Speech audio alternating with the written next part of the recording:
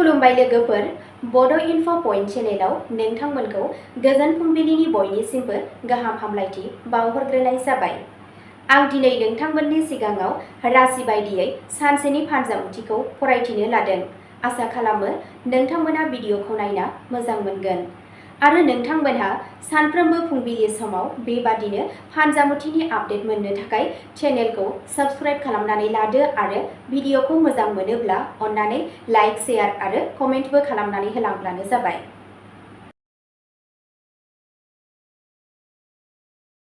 दिनै 5 नभेम्बर 2025 मायथाइ एबा 18 कार्तिक दान 1432 मायथाइ बुधबार। गिबियावनो दङ मेष राशि। दिनैनि साना गोब्राब खामानि मावनाय आरो धैर्य लाखिनायनि सान। खामानि थिलियाव नोंथांनि नाजानाया फिथाइ होगोन, नाथाय हाखु-दाखु गोजानाव था। रांखान्थियारि थिरांथाफोरखौ सांग्राङै ला। नखराव दावराव-दावसि जानो हागौ, बेखायनो धैर्य लाखि। सावस्रिया सरासनस्रा जागोन, नाथाय नोंथाङा खर' सानाय एबा मेंनाय मोनदांनो हागौ। नोंथांनि रमान्टिक सोमोन्दोनि सायाव फोथायनाय लाखि। सासे गोजाम लोगोनिफ्राय बोसोन ला। बियो मुलाम्फा जागोन। नाङा-फाङा जानाय खरसानिफ्राय गोजानाव था। नोंथांनि दिनैनि खाफालगोनां दिगआ जादों साहा, खाफालगोनां अनजिमाया जादों 3 आरो खाफालगोनां गाबआ जादों जोंथि गोजा गाब। वृषभ राशि। दिनै खाफालआ नोंथांखौ नोंथांनि खामानियाव हेफाजाब होगोन, नाथाय सांग्रांथि गैयैनि जाहोनाव खहा जानो हागौ। रांखान्थियारि बिथिङाव थासारिया गोख्रों जागोन, नाथाय रां दाहार होनायनिफ्राय गोजानाव था। नखरनि आबहावाया गोजोनथाव जागोन। गावनि सावस्रिनि सायाव नोजोर हो। नोंथांहा उदै एबा मेगननि जेंना जानो हागौ। रमान्टिक सोमोन्दोआव गावनि गोसोनि मोनदांथिखौ दबथायना लाखि। दावबायनाया मुलाम्फा गोनां जागोन, नाथाय बेफोरखौ मोजाङै साननानै ला। नोंथांनि दिनैनि खाफालगोनां दिगआ जादों खोला-सोनाब, खाफालगोनां अनजिमाया जादों 8 आरो खाफालगोनां गाबआ जादों हाब्रु गाब। मिथुन राशि। दिनैनि दिना जेंना गोनां नाथाय थुलुंगाखां गोनां जागोन। नोंथांनि सानस्रिफोरा खामानि थिलियाव बाख्नायजागोन। रांखान्थियारि बिथिङाव जौगागोन। नखराव गोजोन थागोन, नाथाय गेदेरफोरनि बोसोनखौ मानिथारगोन। नोंथाङा सावस्रियाव लोरबांथि मोनदांनो हागौ। गावनि मोजां मोननाय जिउआव गोरोन्थि बुजिलायनायनिफ्राय गोजानाव था। साननानै थिरांथा ला, मानोना गोख्रै खालामनाया खहा खालामनो हागौ। नोंथांनि दिनैनि खाफालगोनां दिगआ जादों सोनाब, खाफालगोनां अनजिमाया जादों 6 आरो खाफालगोनां गाबआ जादों रेजें गोथां गाब। कर्क राशि। दिनैनि साना गावखौनो साननायनि सान। नोंथाङा खस्थ' खालामनो नांगोन, नाथाय फिथाइया लासै-लासै फैगोन। रांखान्थियारि बिथिङाव थासारिफोरा मोजां जागोन। नखराव टेनसन जानो हागौ, नाथाय मोनाबिलिसिम आबहावाया मोजां जागोन। मेंनाय आरो गोसोआरि नारसिनथाय जानो हागौ। रमान्टिक सोमोन्दोआव सम हगार। गोदान रां थिसननायनिफ्राय गोजानाव था। रिस्क लानो नाङा। नोंथांनि दिनैनि खाफालगोनां दिगआ जादों सा-सानजा, खाफालगोनां अनजिमाया जादों 2 आरो खाफालगोनां गाबआ जादों गुफुर गाब। सिंह राशि। दिनै खाफालआ नोंथांनि फारसे थागोन आरो थालांनाय खामानिफोरा आबुं जागोन। खामानि थिलियाव मान मोनगोन। रांखान्थियारि मुलाम्फानि खाबुफोरा बांगोन। नखराव गोजोन थागोन। सावस्रिया मोजां जागोन, नाथाय गावनि जानाय आदारनि सायाव गोसो हो। नोंथांनि मोजां मोनज्लायनायनि जिउआव रमान्सआ बांगोन।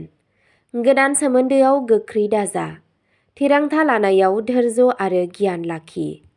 नोंथांनि दिनैनि खाफालगोनां दिगआ जादों सानजा-खोला, खाफालगोनां अनजिमाया जादों 9 आरो खाफालगोनां गाबआ जादों सना आरो नारें खमला गाब। कन्या राशि। दिनैनि साना फोथायथिजों बुंफबनाय जागोन। खामानि थिलियाव गोदान खाबुफोर सोमजिगोन। रांखान्थियारि मुलाम्फा जागोन। नखराव गोरोबलायनायखौ लाखिगोन। सावस्रिया मोजाङै थागोन। मोजां मोनलायनायनि सोमोन्दोआव दिदोमथि फैगोन, नाथाय बांद्राय फोथायनायनिफ्राय गोजानाव था। मानोना बियो दावराव दावसि सोमजिहोनो हागौ। रावनिबो बाथ्राफोरखौ गोरोन्थि बुजिनो नाङा। धैर्य लाखि। नोंथांनि दिनैनि खाफाल गोनां दिगा जादों खोला, खाफाल गोनां अनजिमाया जादों 1 आरो खाफाल गोनां गाबा जादों गोमो गाब। तुला राशि। दिनै खाफाला गलाय-गथाय फिथाइ होगोन। खामानि थिलियाव गोब्राब खामानि मावनाया गोनां। रांखान्थियारि बिथिङाव समानथि लाखि। नखरारि जिउआव गोरोबलायनायखौ लाखिगोन। फिसा-फिसौ सावस्रिनि जेंनाफोर जानो हागौ, गुबैयै बिखुं एबा उदैजों सोमोन्दो गोनां। नोंथांनि मोजां मोनज्लायनायनि जिउआव गोरोन्थि बुजिलायनायखौ स्रां खालाम। सोलोजों रां खाथाय। जायखिजाया नांज्लायनायाव बाहागो लानो नाङा। नोंथांनि दिनैनि खाफाल गोनां दिगा जादों सोनाब खोला, खाफाल गोनां अनजिमाया जादों 7 आरो खाफाल गोनां गाबा जादों रेजें निला गाब। वृश्चिक राशि। दिनै नोंनि गोसोआ बांगोन। खामानियाव गोदान बिबान मोनगोन। रांखान्थियारि हालोदा जौगागोन। नखराव गोरोबलायनाय थागोन। सावस्रिया मोजां जागोन। मोजां मोनलायनायनि सोमोन्दोआव रमान्सआ बांगोन। नाथाय मोनसे आन्थोर सुथुरनिफ्राय सांग्रां था। सिनायमोनै मानसिफोरनि सायाव फोथायनाय दाखालाम। दावबायनाय समाव सांग्रां जा। नोंथांनि दिनैनि खाफाल गोनां दिगा जादों साहा, खाफाल गोनां अनजिमाया जादों 5 आरो खाफाल गोनां गाबा जादों गोजा गाब। धनु राशि। दिनै जाफुंसार जागोन। जिउ राहायारि बिथिङाव गोदान जाफुंसारनाय मोनगोन। रांखान्थियारि मुलाम्फा जागोन। नखरनि सुबुंफोरा रंजा खुसि जागोन। सावस्रिया मोजां थागोन। मोजां मोनज्लायनाय जिउआव मोजां सोलायनाय फैगोन। नाथाय रागा आरो अहंकारखौ दबथाय, नङाब्ला सोमोन्दोआव टेनसन जानो हागौ। गोनांथार खामानिफोराव गोख्रै थाबायनायनिफ्राय गोजानाव था। नोंथांनि दिनैनि खाफाल गोनां दिगा जादों खोला-सानजा, खाफाल गोनां अनजिमाया जादों 10 आरो खाफाल गोनां गाबा जादों रेजें खमला गाब। मकर राशि। दिनै फोथायथि आरो धैर्य मोन्नैबो गोनांथि जागोन। जिउ राहायारि बिथिङाव गोदान खाबुफोर सोमजिनो हागौ। रांखान्थियारि हालोदा दिदोम थागोन। नखरजों सम हगार। सावस्रिनि फारसे नोजोर हो। गोदोना एबा बिखुं सानाय जानो हागौ। मोजां मोनलायनायनि जिउआव रायज्लायनायनि आंखाला जेंना बांहोनो हागौ।